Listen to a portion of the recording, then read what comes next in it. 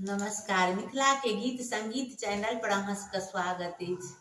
एगो हम समदाउन गीत सुनबै छी। जँ अहाँके नीक लागय तऽ ओकरा लाइक करब, शेयर करब। ई दर्दनाक गीत होइ छै। जखन बेटी सासुर जाइ छथिन तखन ई गीत गायल जाइ छै।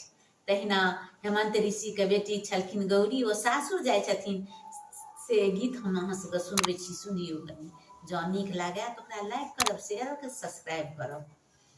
कि नैका के घर गौरी जनम लेली, कियो लेला अंगूरी लगाइया रे कीन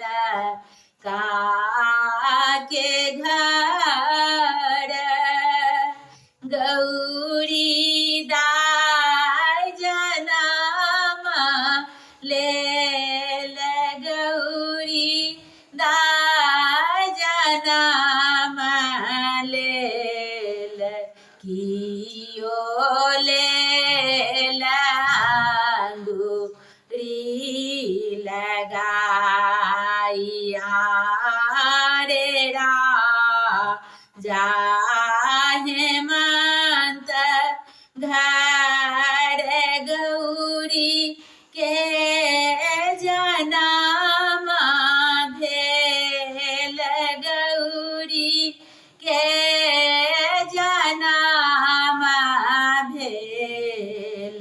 शिव लेला अंगूरी लगाइया रे कथी केर भोला बाबा डोलिया बनाओल,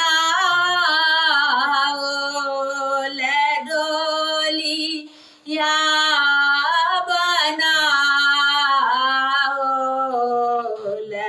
कथी केर देला निओहार आरे बसा बरदिया के डोलिया बनाओल, डोलिया बनाओल, बाघाम्बर देला निओहार आरे बसा के डोरी धाये सखी सब कानाई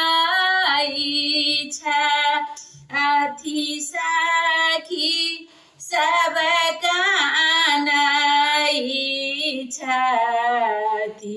आई गौरी जाइ छथि ससुरारिया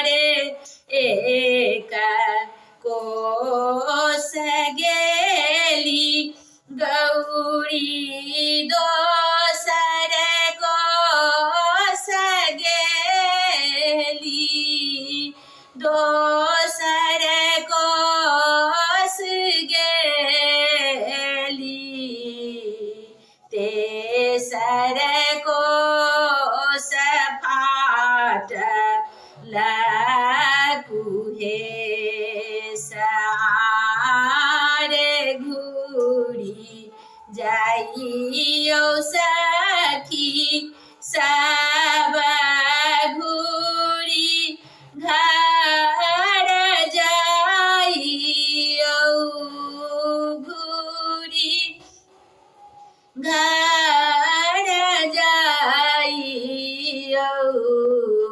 मायना के बुझाइया रे माँ के कह बनी निठुरा भाई बैसती निठुरा भाई बैसती हमहु बैसब हियारिया रे भान ही विद्यापति